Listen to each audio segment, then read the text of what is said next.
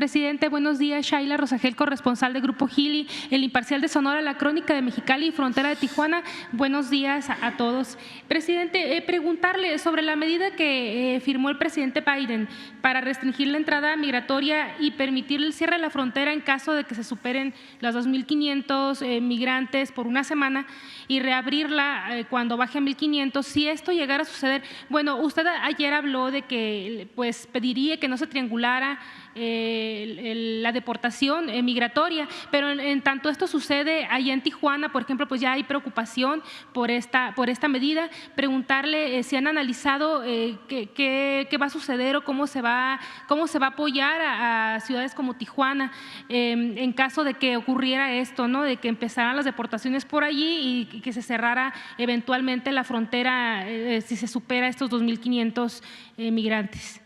Bueno, ayer hablaba yo que no se puede cerrar la frontera,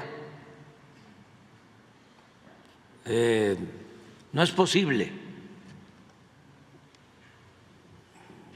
no le conviene a ninguno de los dos países ni a nuestros pueblos. Es bastante la integración económica, comercial, social que existe en la frontera. Imagínense cerrar la economía en la frontera donde está California, que debe ser como el estado con la quinta o sexta riqueza del mundo, lo que llaman Producto Interno Bruto.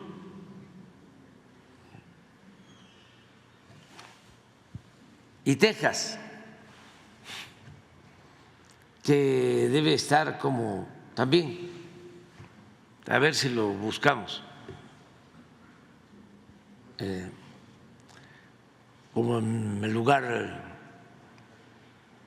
9, 10, y México, que está entre las 10 principales economías del mundo.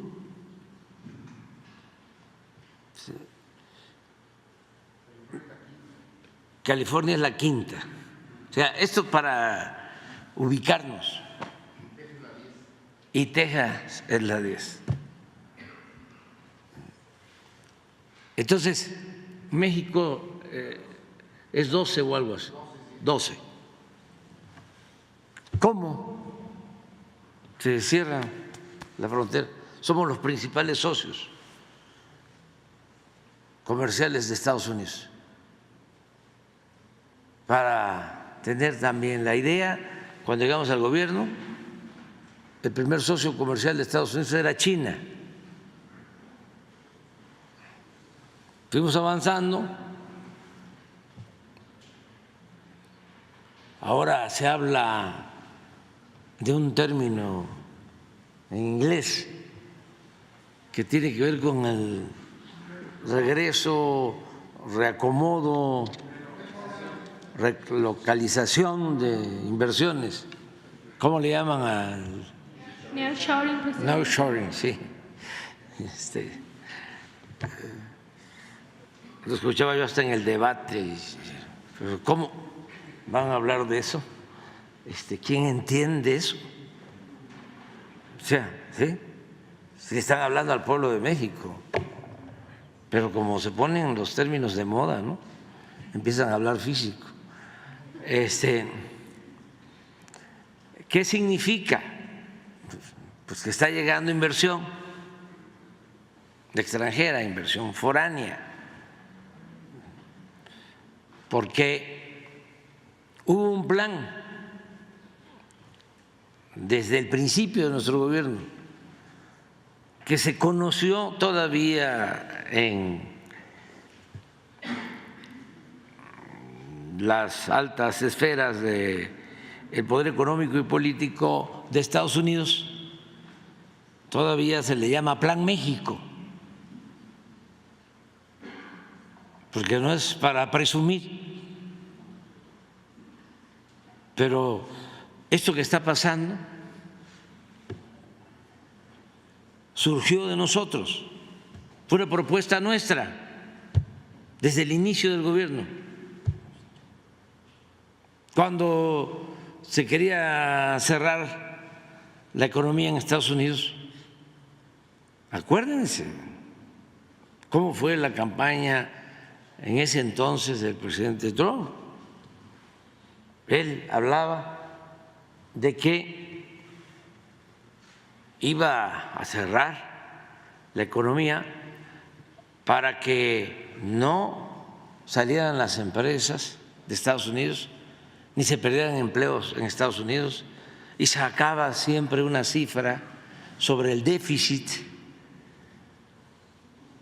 que existía en Estados Unidos con relación a México, porque estábamos nosotros exportando más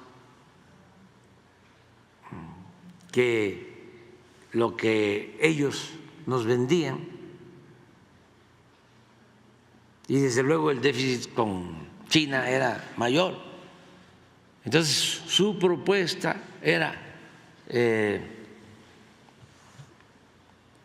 creo que hasta lo manejó en una frase, una reedición de la América para los americanos, pensando que América es Estados Unidos, y no. Pero se habló mucho de eso. Como es un hombre inteligente, con visión, fue cambiando, porque también una cosa es la campaña y otra cosa ya es el gobierno. Ojalá, idealmente, no haya diferencias entre lo que se dice en campaña y lo que se hace en el gobierno. Llegaron algunos de izquierda, entre comillas, a decir que se tomaba el poder como el violín, que se agarraba con la izquierda, pero se tocaba con la derecha. Una barbaridad, una incongruencia. Cuando yo escuchaba eso, antes decía: ustedes no son de izquierda, ustedes son unos farsantes, porque ser de izquierda es ser consecuentes. Pero lo mismo pasaba en el flanco derecho y sigue pasando. Entonces, por eso una cosa son las campañas y otra cosa es el gobierno. Decía yo que el presidente Trump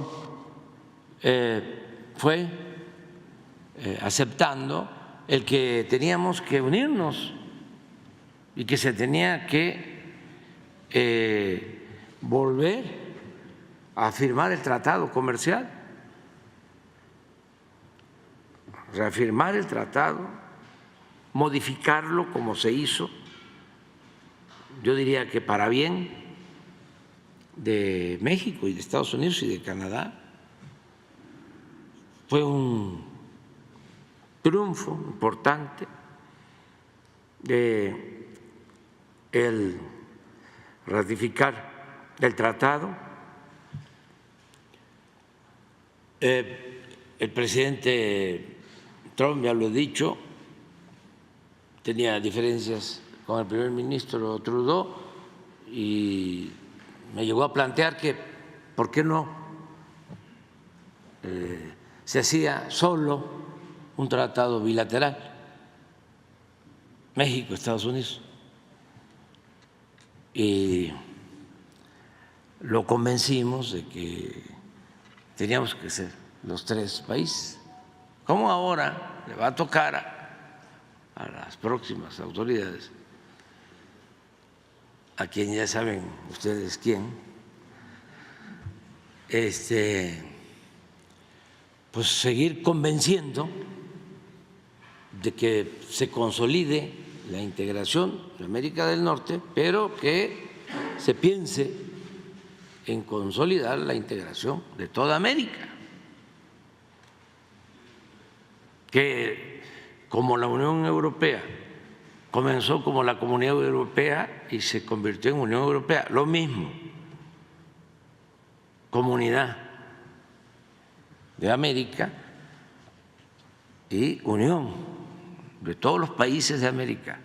Y esto va a significar una gran transformación, pero pensando en las nuevas generaciones, esta es la opción hacia adelante. Yo les diría que en el corto, en el mediano plazo, estamos garantizando el desarrollo de América del Norte, consolidándola, fortaleciéndola, pero más adelante hay que procurar la integración de toda América, porque imagínense lo que es el continente americano, sus recursos naturales, sus culturas, la laboriosidad de sus pueblos, su desarrollo tecnológico, la cercanía de los países. Bueno, ¿qué fue lo que llevó a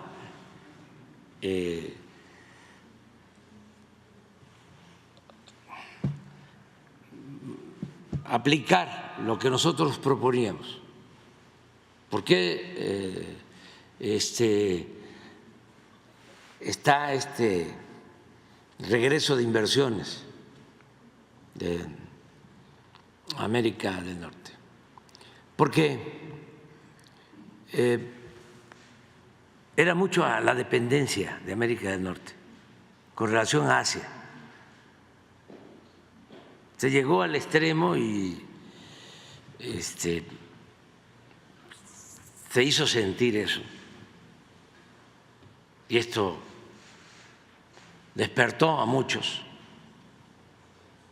Llegó al extremo que se tenían que traer chips, semiconductores de Asia, y no llegaban. Y un consumidor de América del Norte, de Estados Unidos, de México, no podía comprar un refrigerador, un aparato electrodoméstico por un chip, porque solo se producía en Asia. Y nosotros insistiendo de que había que ir a la sustitución de importaciones, a fortalecer nuestros mercados. Y se logró ese propósito. Y en este sexenio, después de ser China el principal socio comercial de Estados Unidos, pasó a serlo Canadá y luego México. Ya estamos en el primer sitio. Pero es por esa política. Entonces, es imposible que se cierre la frontera. Esto para tranquilidad de la gente. ¿Podrían tomar alguna medida? Bueno, lo que en un tiempo hacía, también con propósitos electorales, el gobernador de Texas, que afortunadamente ya está cambiando en su manera de de actuar, porque ponía ciertas reglas para dejar pasar los camiones a México. Tenían que revisarse los frenos,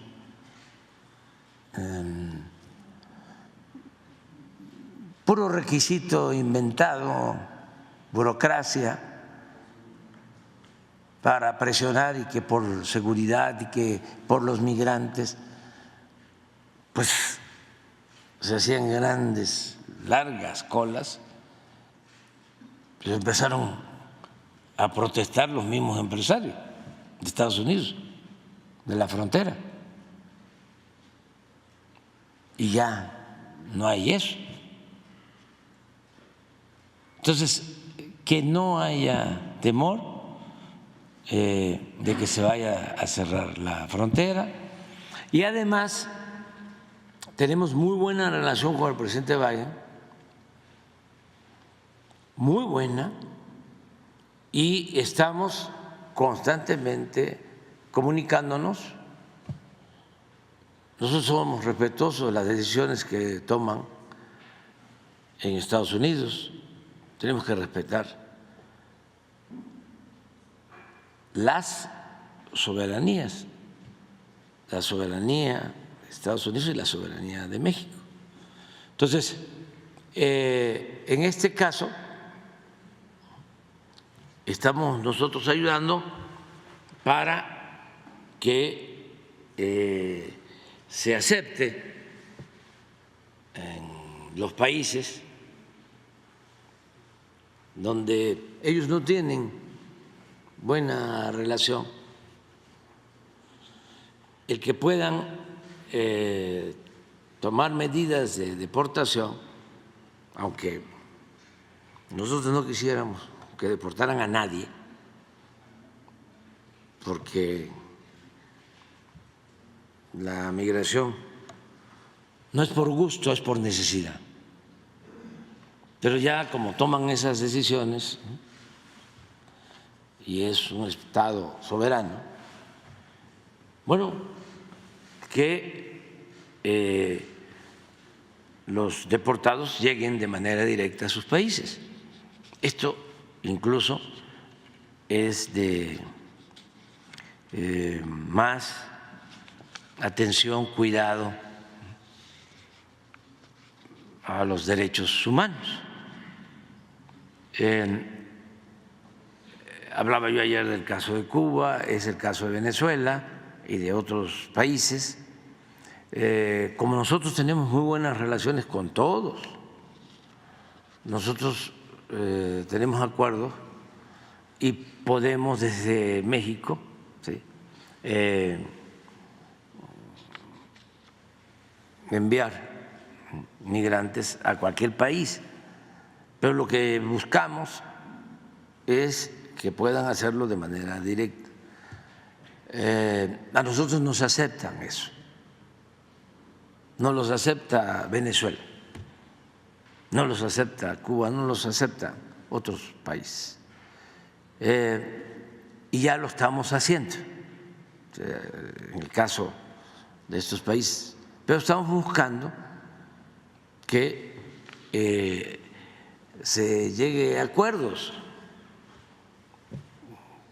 que Estados Unidos llegue a un acuerdo con Cuba, que se abra un diálogo bilateral. ¿Por qué no van a dialogar? Me consta de que el gobierno de Cuba está en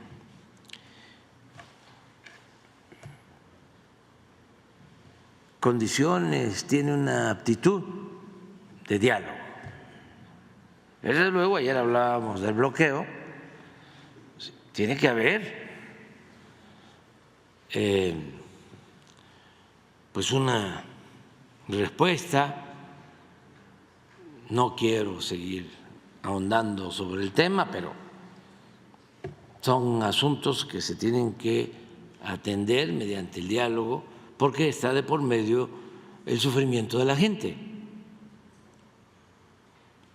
Y no hay que dejar de pensar en la fraternidad universal, lo que va más allá de los límites territoriales, lo que va más allá de las fronteras. Entonces, eso es lo que yo puedo decir. Vamos a estar pendientes, de todas maneras, aquí, todos los días, sobre este asunto, pero mi mensaje es que no deben de preocuparse en la frontera de nuestro país. Gracias, presidente. Preguntarle, de esta medida que firmó el presidente de Estados Unidos, migratoria, ¿lo han analizado? ¿Cuál sería el impacto para México? Yo entiendo cuando hablan del cierre de la frontera que es migratoria, no comercial, es lo que yo entiendo. No sé en el análisis que ustedes han hecho de que cuando superen 2.500 migrantes en una semana se va a cerrar para ellos y se reabriría cuando baje a 1.500. En este sentido, ¿qué es lo que han analizado y si se prevé que que va a haber algún impacto, por ejemplo, en ciudades como Tijuana o la frontera de Sonora, donde pues ahí es donde llegan pues todos los migrantes? Sería solo esa aclaración, preguntarle. Sí, yo creo que es muy buena tu interpretación, o sea, para aclararlo más. Es migratorio, no es comercial. O sea, no tiene que ver con la gente de Tijuana que va y viene, ¿sí? Sí, es para lo que se conoce como migración irregular, porque hay ya afortunadamente también canales, vamos a decir, formales, que se abrieron, que no habían con el presidente Biden, para que el que quiera llegar a Estados Unidos lo pueda hacer con un trámite. Y así han entrado, yo creo que desde que se aprobó esa reforma legal en Estados Unidos con el presidente Biden, creo que han entrado como 500,000 migrantes de manera legal. Antes no había ninguna vía legal, no se podía, era muy difícil para los migrantes que querían ir a vivir, a trabajar a Estados Unidos. Entonces, hay esa vía, hay que seguirla ampliando, mejorando, facilitando también los trámites, que los migrantes puedan hacer los trámites en sus lugares de origen, no en Ciudad Juárez o en Tijuana, sino en Guatemala, en Honduras, en La Habana, en Venezuela, en Colombia. Lo más complicado por la situación de ingobernabilidad que ojalá y se resuelva, es lo de Haití. Y ahí, por cuestiones humanitarias, tenemos todos que participar y tiene que aplicarse a fondo la ONU. Esas son de las cosas que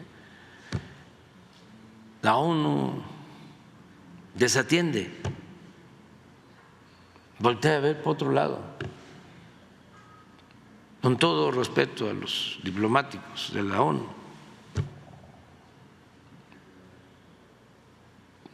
No se trata de estar asistiendo a congresos,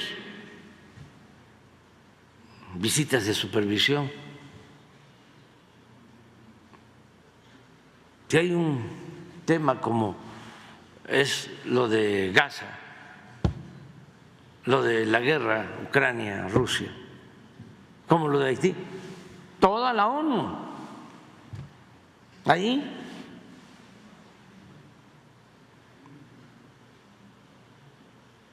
más activismo